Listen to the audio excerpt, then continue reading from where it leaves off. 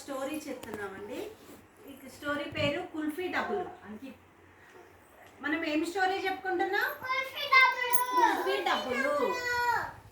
కుల్ఫీ అంటే ice cream తెలుసు కదా, మీకు ఇష్టం ఐస్ క్రీమ్? ఇక్కడ ఇగో అక్క తమ్ముడు ఇద్దరు ఉన్నారు. అక్క ఉన్న తమ్ముడు ఇద్దరు ఉన్నారు. వీళ్ళిద్దరు కూడా ఐస్ క్రీమ్ కొనుక్కోవడానికి, మీలాగనే ఐస్ క్రీమ్ కొనుక్కోవడానికి ఇగో వీళ్ళకి గంట శబ్దం వినిపించిందట. ఐస్ క్రీమ్ కొనుక్కోవడానికి బయటికి వెళ్దామంటే వాళ్ళకి మరి ఐస్ క్రీమ్ కొనుక్కోవడానికి ఏం కావాలి? డబ్బులు కావాలి. డబ్బుల కోసము వాళ్ళ అమ్మ దగ్గరికి వెళ్ళిండ్రు. అమ్మ దగ్గరికి డబ్బులు తీసుకుందామని వెళ్ళిండ్రు. అప్పుడు అమ్మ ఏం చేసింది? అమ్మ అప్పుడు ఏం చేసిందట? పడుకుందట. అమ్మ పడుకుంటే పాపం అమ్మను పడుకుంది కదా, ఎందుకు లేపడం అని మళ్ళీ ఏం చేసిండ్రు? నాన్న దగ్గరికి పోయిండ్రు. నాన్న దగ్గరికి పోతే నాన్న ఏం చేస్తుండట? నాన్న ఆవుకి స్నానం చేయిస్తుండు. ఇక్కడ ఇగో ఆవుకి స్నానం చేయిస్తుండు. స్నానం చేస్తుంటే నాన్న మేము కుల్ఫీ కొనుక్కుంటాము, డబ్బులు కావాలి అని అన్నారంట. అప్పుడు నానేమన్నాడు? నా దగ్గర డబ్బులు లేవు, మీరు వెళ్ళి నానమ్మని అడగండి అని చెప్పిండు.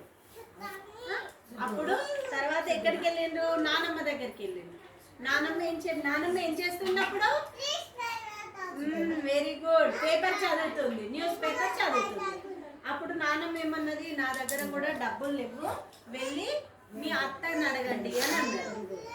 మీ మేనత్తను అడగండి అని అన్నారు.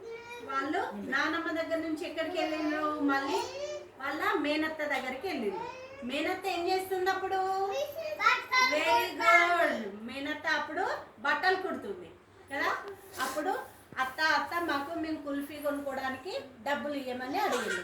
అప్పుడు అత్త ఏమన్నది? నా దగ్గర డబ్బులు లేవు, మీరు వెళ్ళి మీ అమ్మను అడగండి అని చెప్పిండు. మళ్ళీ అమ్మ దగ్గరికి వచ్చిండు. అమ్మ ఏం చేస్తుంది మరి అప్పుడు? ఇంకా పడుకొనే ఉంది కదా. అమ్మో అయ్యో ఇంకా పడుకుంది కదా, అమ్మను ఎందుకు డిస్టర్బ్ చేయడం అని ఏం చేసిండ్రు? వాళ్ళ దగ్గర ఏముంది? గల్లపెట్టే. ఆ గల్లపెట్టి ఏం చేసిందో తప్పమని కింద పడేసి పలగొట్టి దాంట్లో నుంచి డబ్బులు తీసుకొని ఏం కొనుక్కున్నారు?